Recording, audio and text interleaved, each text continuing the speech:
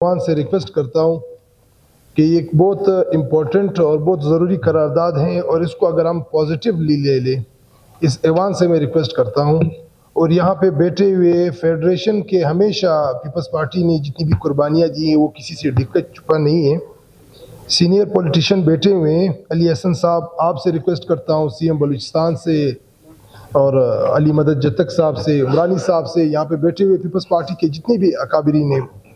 मैं गुजारिश ये करता हूँ कि ये जो 2-3 दिन से मैंने खुद कमिश्नर कराची से फ़ोन पे बात की, तो यहाँ पे मेरे कॉन्स्टिट्यूंसी में जितने भी हमारे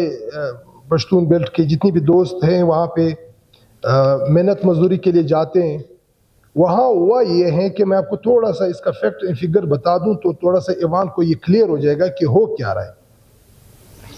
कोई अफगानी इलीगल वगैरह इशू नहीं है, वो होता रहेगा, वो बलूचिस्तान में भी चल रहा है, कराची में भी चलेगा और इस्लामाबाद में भी चल रहा है, वो रूटीन का एक सिलसिला है, वो चलता रहेगा। हुआ ये है कि जनाब स्पीकर कमिश्नर कराची ने एक ऑर्डर पास किए हैं SOPs के नाम पे कि जो होटल्स हैं उसके SOPs यूं इस तरह क्यों नहीं, उसमें क्राइटेरिया दिया गए हैं 1 से लेके 7 तक या 8 तक, इस तरह कोई नंबरिंग दिए गए हैं जनाब स्पीकर। और फिर उस SOPs को फॉलो करने के लिए ना टाइम फ्रेम है, ना उसको टाइम दिया गया है,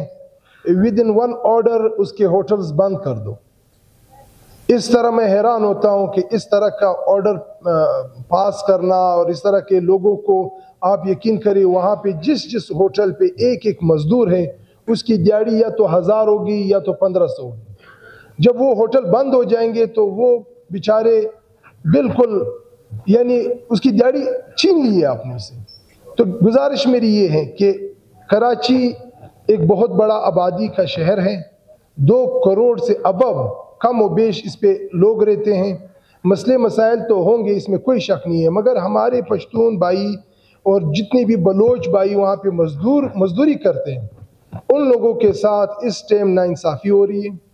हर जगह पे हो रही है। हर इस तरह की नाइंसाफ़ियाँ तो MQM ने बहुत की, जब अल्लाह पाक के पास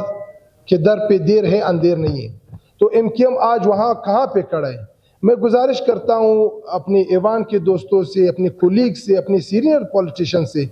आपसे गुजारिश करता हूँ कि आप सिंध असेंबली के स्पीकर से बात करें और फ़ोन पे जो ही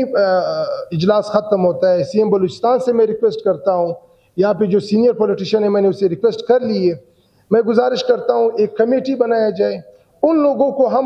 मैं बुला के उस लोगों को आपके सामने खड़ा कर दूंगा, उन ताजर बिरादरी को, उन होटल एसोसिएशन को, उन बाकी जितने भी हमारे चैम्बर ऑफ कॉमर्स के वहाँ के जितने भी